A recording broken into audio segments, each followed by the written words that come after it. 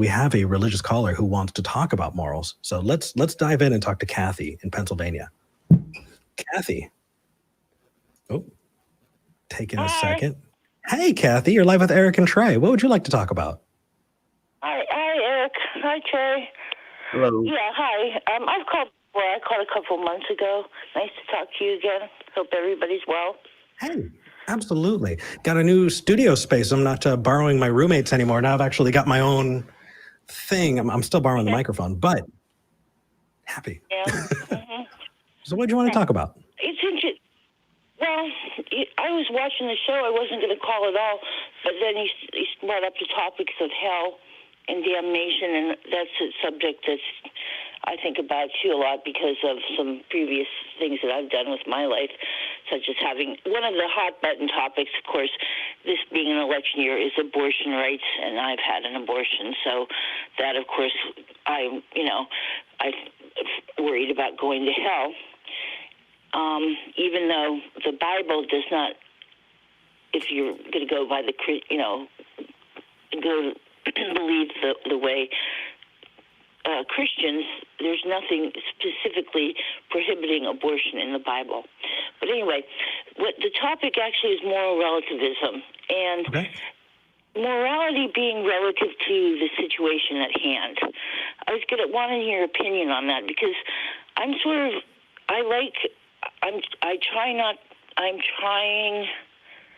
to embrace critical thinking. Do you hear me okay? Yes, absolutely.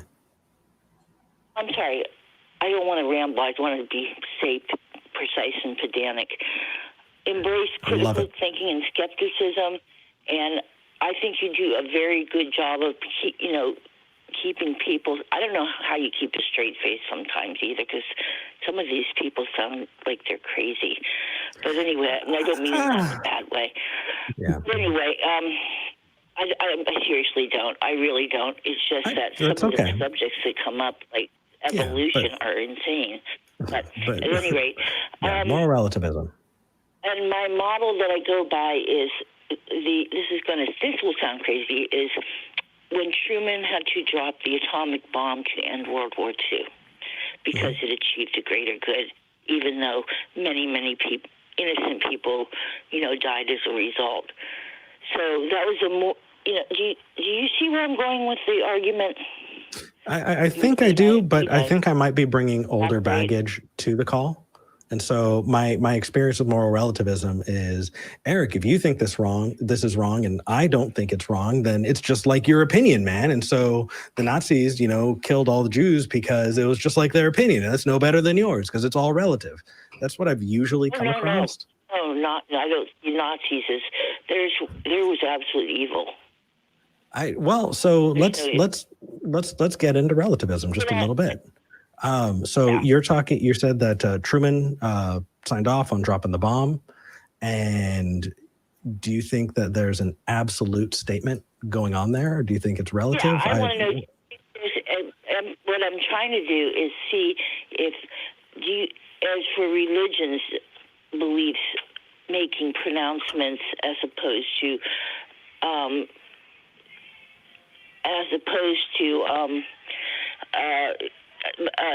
secular belief system or atheistic belief system,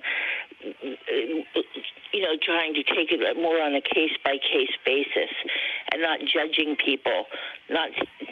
Do you see where am I making myself clear, or I don't want to babble? No worries, not too much. I haven't actually come across an atheist belief system other than the rejection of the God claim. There are a lot of atheists who I fundamentally disagree with. I've watched your show, and I watch Apologia, and I watch a couple others, and there are a few people that imply that being an atheist is a religion of some sort. They imply that. They don't say it. Yeah. It's the implication. And if that's not your implication, then okay. So no, I don't understand where you're going with this, Kathy. Right. What I'm trying to get at is, and especially in today's day and age with the current administration, which I hope that I am a firm, Biden, Harris. I'm delighted that Kamala Harris is the running mate of Joe Biden, is because of all the wicked things that I see as having been done by the current administration. It's troubling to me, because people are using, go ahead. I'm sorry. I don't mean to ramble. That's okay. No, you're bringing up examples, and I think that we should probably try to get to the core of it, and see what the argument is. The core that's okay. of it is what I actually wanted to do was get your opinion. Do you believe there is an absolute morality, or do you believe morals can be relative? That is my core question. Okay, and I'm sorry perfect. I rambled. I'm nervous talking to you on the radio. That's okay. That's okay. I appreciate it. I appreciate that I'm not trying to be a jerk by cutting you off. I'm just trying to help structure the show. I would never presume that Nazis are evil to the core. I would never, ever assume that they were in any way, shape. Okay. Trae, anything you want to dive in on absolute morals? I think that, I guess I try to be pragmatic about those types of things, meaning like on an individual level, I think there's right and wrong. And a lot of times with a lot of, acts, it's pretty clear, obviously, the huge ones, murder, rape, that type of thing. I think when it comes to like smaller things, lying or being dishonest, that can be relative to the situation, in my opinion. I think sometimes lying to somebody could be maybe the better thing to do for even that person's, sake. Potentially, depending on the situation. There's also different levels of lies, in my opinion. Some of them are inconsequential and don't amount to anything. Some of them are unforgivable. So, I definitely think there has to be some kind of relative approach to morality. And also, I would never, it's that, the trolley problem, right? Like that everybody brings up all the time. And that's a really tough one. Like, if you ask me, should you allowing one person to die knowing for an absolute objective fact it's going to save the lives of 5 other people, generally I'm going to say, yeah, you have to do that. But as it always comes up in the problem, it's like, well, what if I told you have to kill that? You have to actually murder the one person to keep that from happening. I don't know if would have it in me to actually, be the causal agent in that little thought experiment. Do you know what I mean? But like in terms of just sort of the foundational argument of it, then, I fall on the side of doing the most good for the most amount of people. You know what I mean? But it just gets so complicated and so hairy when you get down into the details of that. But so having said all that, I feel like you have to acknowledge that there's got to be some kind of relativity where morality is concerned because of how nuanced all the different any given moral argument or any situation is. There's going to be a lot of different factors that go into determining like, oh, did you do the right thing or not? I think sometimes there's almost not a right thing to do. You know what I mean? Or like you did the wrong thing, but for the right reasons. Yeah. That type of like those things are real. It's not like those just made up. So you can't be prescriptive with that.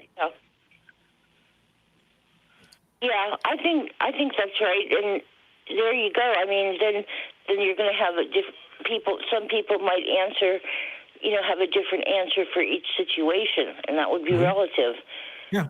And some people would say, well, all lying is wrong, And so can I zoom out a bit and explore this from a bird's eye view a little bit with you? Yes, please do. Okay, cool. So let's say everybody absolutely agreed. You give us a moral question and everyone in the room, everyone in the state, everyone in the world agrees with you on that this is the right action. Is it still subjective at that point? Is it still relative if everybody agrees?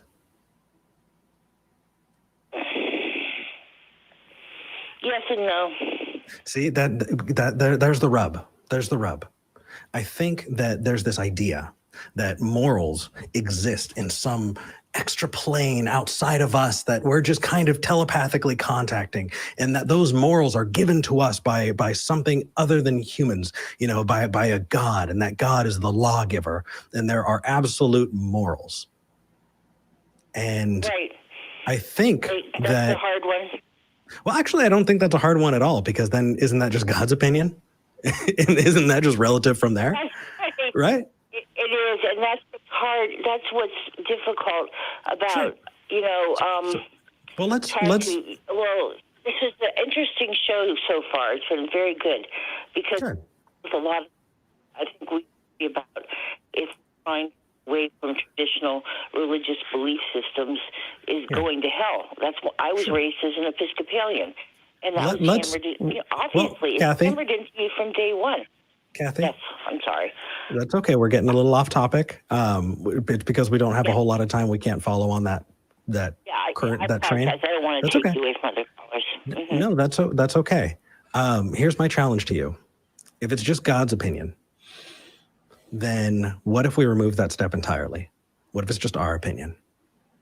The thing is the objective piece is implying something, right? It's smuggling something in. What it's smuggling in is that we all have the same goal, right? So if we all have the goal of human flourishing, then you can have objective morals because we agreed on the objective.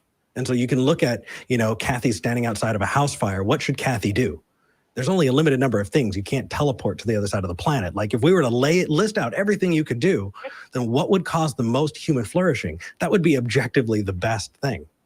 What would cause the least human flourishing? That would be objectively the worst, but that's because we agreed on the objective. I think that's a good working definition. That's a lot of sense. Yeah, I think good. that. Well said. Cheers. Mm-hmm. I'm glad. Yay. Good. I mean, that was well put, Eric. Eric, you should do some debating like Matt does. I think you do very well constructed arguments. That's incredibly sweet of you. I actually do. For people who, I'm not saying that just to be sweet. I mean, I am sweet, but I'm being truthful. I wish you would, like they do in Capturing. I watch other shows too. Both sides, see both sides of every argument. But I know you want to take other calls, but very well spoken. Mostly you are. You make so much sense. That's why I started watching this and other shows. And this is when, the questions started to rise about religious beliefs and, particularly topics that, we've already discussed, like, especially, gay marriages and so on and so forth. Because, and you explain them and you take out, the baggage out of them, and you're not left holding the baggage. You're just like, what? I don't have... Hey, Kathy, thank you. If you keep going, my head is going to inflate so much, I'm not going to be able to make it out of this room. I will do my homework. I'll come with another topic I think of import. Thank you. Thank you, you guys. Stay safe, and you have a wonderful day. And thank you for taking my call. Bye. Thank you. You too, Kathy. That was really sweet. Mm-hmm. Yeah, I have done debates. For people who don't know, I've done a debate at Rogers State University. I did a 2v2 debate in Tennessee, and I was planning on actually touring and doing debates, but COVID happened. So if there are any secular groups who want to have me out to do a debate, reach out, and I'd be happy to do that. But that is something that I do.